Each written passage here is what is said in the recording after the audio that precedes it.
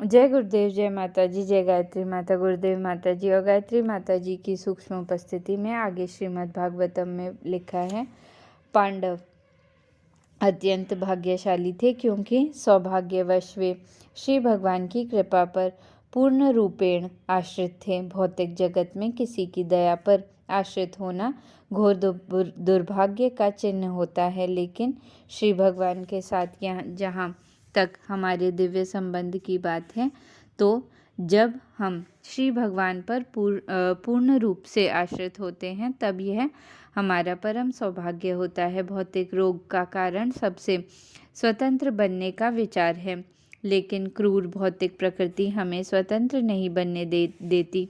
प्रकृति के कठोर नियमों से स्वतंत्र होने के मिथ्या प्रयास को प्रयोगात्मक ज्ञान की भौतिक उन्नति माना जाता है। समस्त भौतिक संसार प्रकृति के नियमों से स्वतंत्र बनने के इस मिथ्या प्रयास में लगा हुआ है। स्वर्गलोक तक सीढ़ी तैयार करने के इच्छुक रावण से लेकर वर्तमान युग तक के सभी लोग प्रकृति के नियमों पर विजय पाने का प्रयास कर रहे हैं। अब वे लोग इलेक्ट्रॉनिक या यांत्रिक शक्ति से सुदूर लोकों तक पहुंचना चाह रहे हैं, लेकिन मानव सभ्यता का सर्वोच्च लक्ष्य श्री भगवान के मार्गदर्शन में कठिन परिश्रम करना तथा पूर्ण रूप से उन्हीं पर आश्रित हो जाना है। आदर्श सभ्यता की चरम उपलब्धि वीरतापूर्वक कार्य करते हुए श्री भगवान पर पूर्ण रूप से आश्रित रहना है। पांडव सभ्यता के इस मानक के आदर्श पालक थे। निसंदेह वे भगवान श्री कृष्ण की सदिच्छा पर पूर्ण रूप से आश्रित थे, लेकिन वे श्री भगवान पर आश्रित रहने वाले आलसी परजीवियों जैसे न थे। वे सभी व्यक्तिगत चरित्र तथा शारीरिक कार्यों में परम योग्य थे, तो भी वे श्री भगवान की कृपा पर निर्भर रहते थे, क्योंकि वे जानते थे कि प्रत्येक जीव स्वाभाविक रूप से आश्रित हस्ती है। अतएव जीवन की सफलता इसी में है कि भौतिक जगत में झूठे ही स्वतंत्र होने के बजाय परमेश्वर की इच्छा पर आश्रित रहा जाए। जो लोग झूठे ही श्री भगवान से स्वतंत्र रहना चाहते हैं, वे अनाथ कहलाते हैं, जिसका अर्थ यह है कि उनका कोई संरक्षक नहीं है। किंतु जो भगवत इच्छा पर पूर्ण रूप से आश्रित रहते हैं,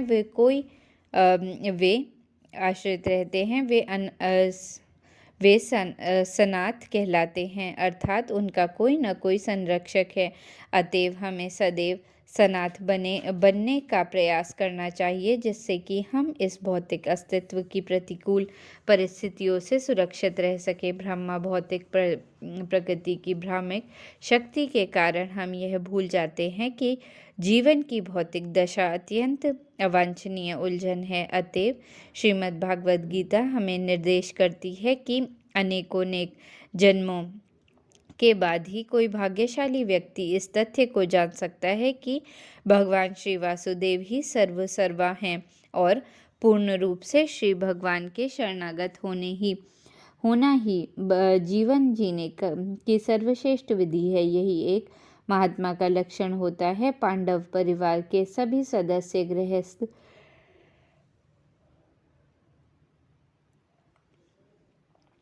जीवन में महात्मा थे। महाराज युधिष्ठिर इन महात्माओं में अग्रणी थे और महारानी कुंती देवी इनकी माता थी। अतएव श्रीमद् भागवत गीता तथा समस्त पुराण और उनमें से विशिष्ट रूप से श्रीमद् भागवत पुराण की शिक्षाएं अनिवार्य पांडव महात्माओं के इतिहास से जुड़ी हुई हैं। उनके लिए श्री भगवान का विछोह वैसा ही है था जैसा मछली का जल में विगल होना। अतएव कुंती देवी को ऐसा विच्छेद वज्रपात सदृश प्रतीत हुआ, इसलिए उनकी सारी प्रार्थनाएं श्री भगवान को अपने साथ रहने हेतु राजी करने का प्रयास है। कुरुक्षेत्र युद्ध के बाद यद्यपि सारे शत्रु राजा मारे जा चुके थे, लेकिन उन सबों के पुत्र तथा पौत्रों पांडवों से निमटने हेतु अभी भी जीवित थे। ऐसा नहीं है कि पांडवों को ही ऐसी शत्रुता का सामना करना पड़ा हो, अपितु हम लोग भी सदा ऐसी स्थिति में रहते हैं। अतएव जीने हेतु सर्वोत्तम विधि यही है कि भगवत इच्छा पर आश्रित रहा जाए और संसार की सभी आपदाओं से पार पाया जाए। कुंती देवी को पूर्ण रूप से ज्ञात है कि पांडवों का अस्तित्व एकमात्र भगवान श्री कृष्ण के कारण है। निसंदेह पांडव अपने नाम तथा ख्याति में पूर्ण रूप से प्रतिष्ठित थे और धर्मात्मा महाराज युधिष्ठिर द्वारा उनका मार्गदर्शन हो रहा था। निसंदेह यदुगण घनिष्ठ मित्र थे, लेकिन भगवान श्री कृष्ण के मार्गदर्शन के बिना उन सब का कोई अस्तित्व नहीं था। जिस प्रकार चेतना के बिना शरीर की सभी इंद्रियां व्यर्थ रहती हैं, किसी को भी परमेश्वर की कृपा द्वारा मार्गदर्शन प्राप्त किए बिना अपनी प्रतिष्ठा, शक्ति तथा यश का गर्व नहीं होना चाहिए। जीव सदैव आश्रित है और अनिमित अंतिम आश्रयदाता श्री भगवान स्वयं ही हैं। अतएव भले ही हम अपने भौतिक ज्ञान की उन्नति द्वारा कितने ही भौतिक साधन रूपी उपचार क्यों न जुटा लें, लेकिन श्री भगवान के मार्गदर्शन बिना ऐसे सभी आविष्कार, चाहे वे कितने ही प्रबल एवं प्रभावशाली क्यों न हो, निष्फल हो जाते हैं। श्री भगवान के चरणों में कुछ विशिष्ट चिन्ह होते हैं जिनके कारण वे अन्य व्यक्तियों से भिन्न हैं। श्री भगवान के चरण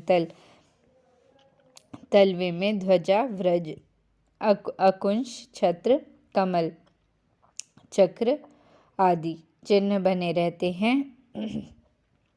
जहाँ जहाँ श्री भगवान चलते हैं वहाँ की नरम भूमि की रज पर ये चिन्ह अंकित होते जाते हैं। अतएव जब भगवान श्री कृष्ण पांडवों के साथ रह रहे थे तो हस्तिनापुर की भूमि इस प्रकार से अंकित हो गई थी कि इन शुभ चिन्हों के कारण पांडवों का राज्य फूल फल रहा था। कुंती देवी ने इन विशिष्ट लक्षणों की ओर संकेत किया और वे श्री भगवान की अनुपस्थिति में दुर्भाग्य के प्रति भयातुर थीं।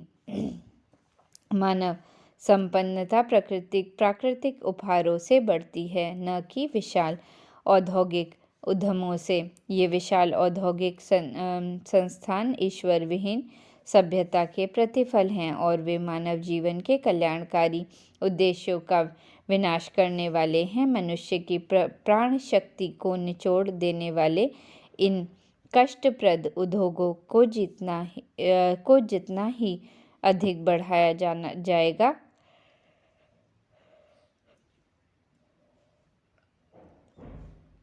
जन सामान्यों में उतना ही अधिक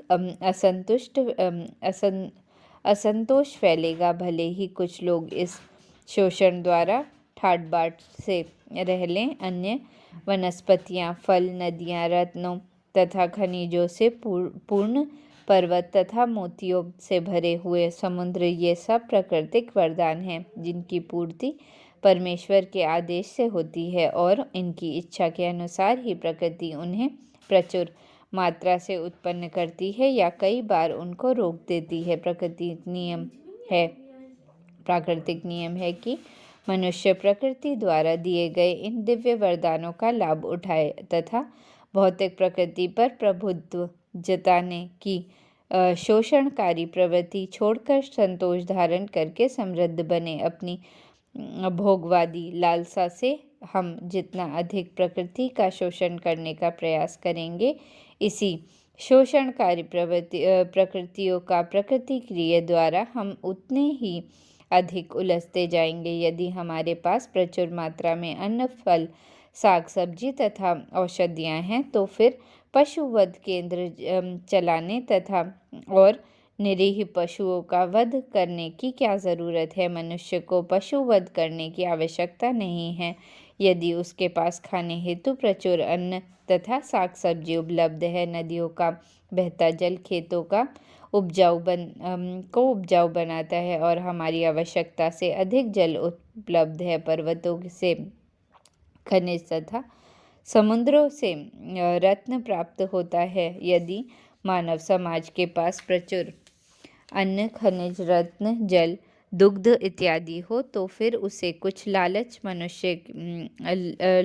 मनुष्य के परिश्रम के बल पर भयंकर औद्योगिक संस्थानों के पीछे भागने की क्या आवश्यकता है। लेकिन ये सभी प्राकृतिक उपहार भगवत कृपा पर निर्भर हैं। अतएव आवश्यकता इस बात की है कि हम श्री भगवान के नियमों के प्रति आज्ञाकारी बने और भक्तिमय सेवा के द्वारा मनुष्य जीवन की पूर्णता प्राप्त करें।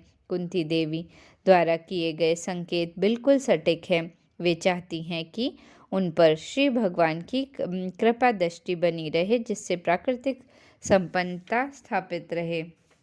श्री भगवान का शुद्ध भक्त श्री भगवान से अपने लिए कुछ भी मांगने में लजाता है, लेकिन गृहस्थों को कभी कभी बाध्य होकर श्री भगवान से कुछ याचना करनी पड़ती है, क्योंकि वे पारिवारिक स्नेह की ग्रंथि से बंधे होते हैं। श्रीमती कुंती देवी को यह पता था, अतएव उन्होंने श्री भगवान से प्रार्थना की कि वे उनके स्वजनों, पांडवों तथा वृषियों के प्रेम पाश को काट दें। पांडव उनके अपने पुत्र थे और विशिष्ट और अपने पितृकुल के सदस्य थे। भगवान श्री कृष्ण इन दोनों परिवारों से समान रूप से संबंधित थे। दोनों ही परिवारों को श्री भगवान की सहायता की आवश्यकता थी, क्योंकि दोनों ही श्री भगवान के समर्पित भक्त थे। श्रीमती कुंती देवी की इच्छा थी कि भगवान श्री कृष्ण उनके पुत्रों अर्थात पांडवों के साथ रहें, लेकिन भगवान श्री कृष्ण के ऐसा करने से कुंती के पितृकुल के लोग इस लाभ से वंचित रह जाते। यह सब पक्षपात कुंती के मन को दुख देने वाला था। अतएव उन्होंने इच्छा व्यक्त की कि यह स्नेह का बंधन विच्छिन्न हो जाए। शुद्ध भक्त अपने परिवार के सीमित स्नेह के बंधन को काटकर समस्त विस्मृत आत्माओं के लिए अपनी भक्तिमय सेवा का विस्तार करता है। इसके जीवंत उदाहरण शरण